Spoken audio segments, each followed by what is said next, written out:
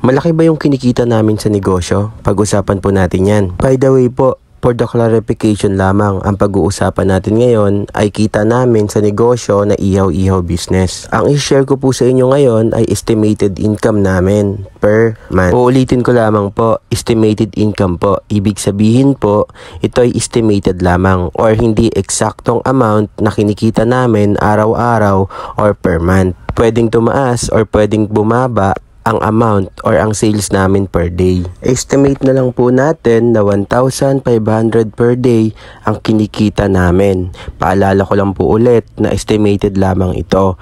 Pwedeng bumaba o pwedeng tumaas ang benta namin or sales. Pero kalimitan po kasi nasa 1,000 plus ang kinikita namin. At umaabot din po ito ng 2,000 plus. Kaya sabi ko nga po sa inyo na estimated lamang ito. Pwedeng tumaas, pwedeng bumaba.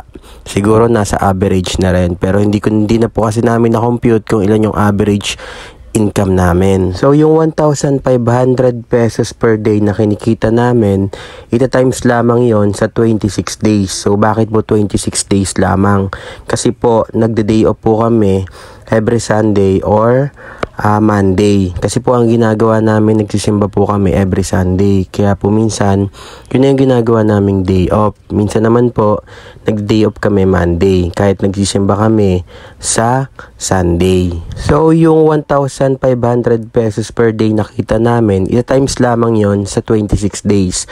At ang kakalabasan ay 39,000 pesos ang kita namin sa isang buwan. So, kita lang po ito Ibig sabihin po, gross income lang po yon. So, pag sinabi pong gross income, hindi pa po kita po yon.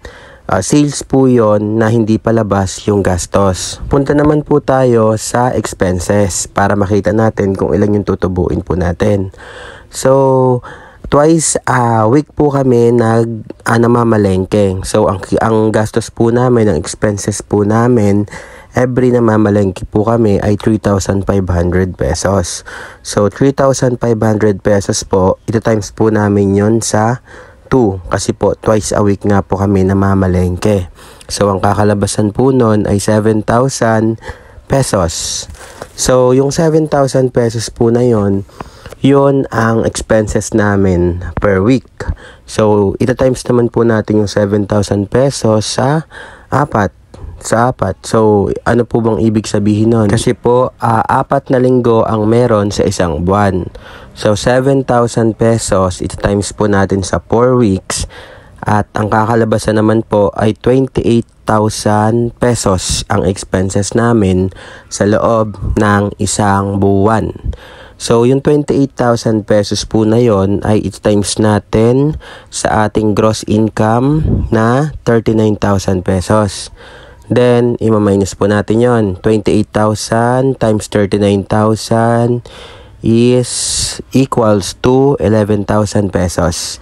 So, yung 11,000 pesos po na yon, yun na yung net income natin per month. So, sabi ko nga po, estimated income lang po namin ito. So, yung 11,000 na yon, meron pa po kaming mga expenses doon na miscellaneous expenses.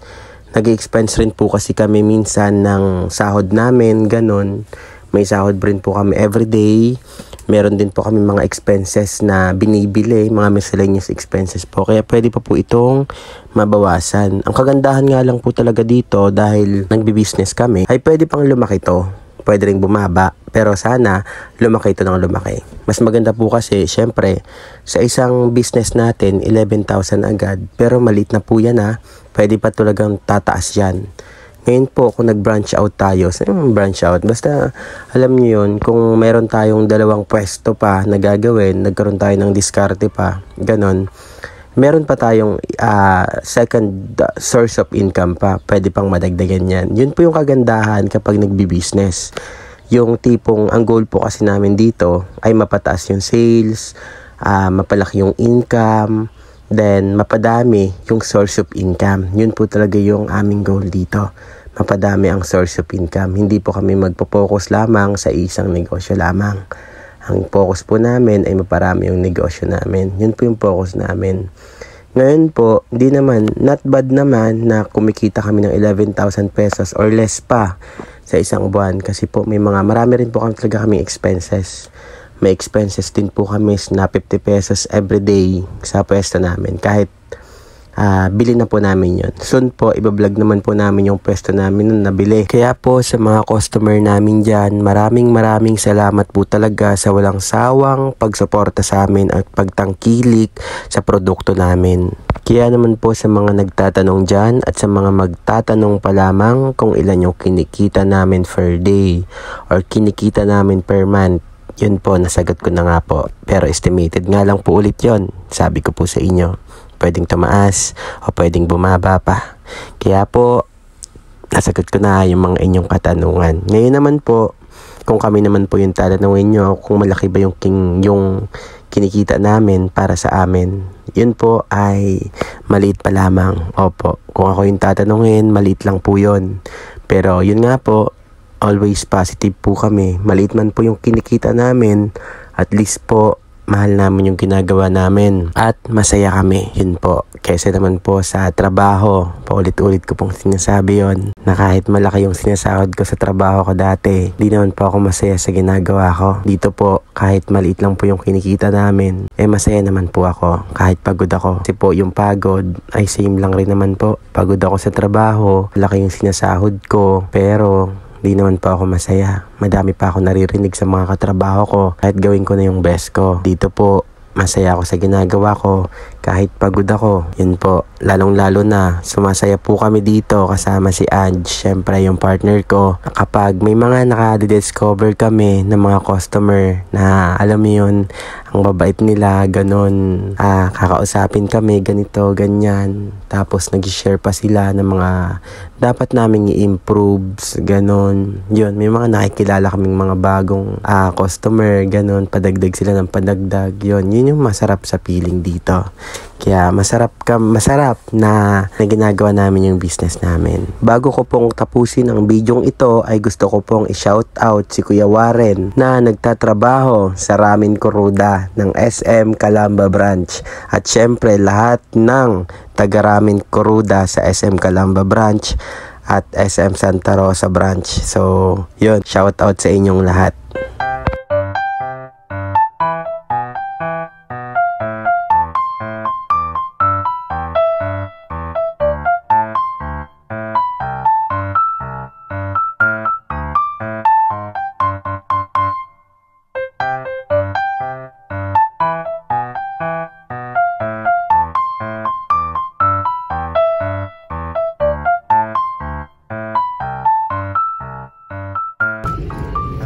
Time check, 6:42 PM na. Yan. Punta tayo dito, mga mag-aalas 5 na. So, ilang oras lang ating ginugula. Ito lang natira. Yung ulo. Yan. Thank you, Lord. Hello guys. Yan. Thank you po.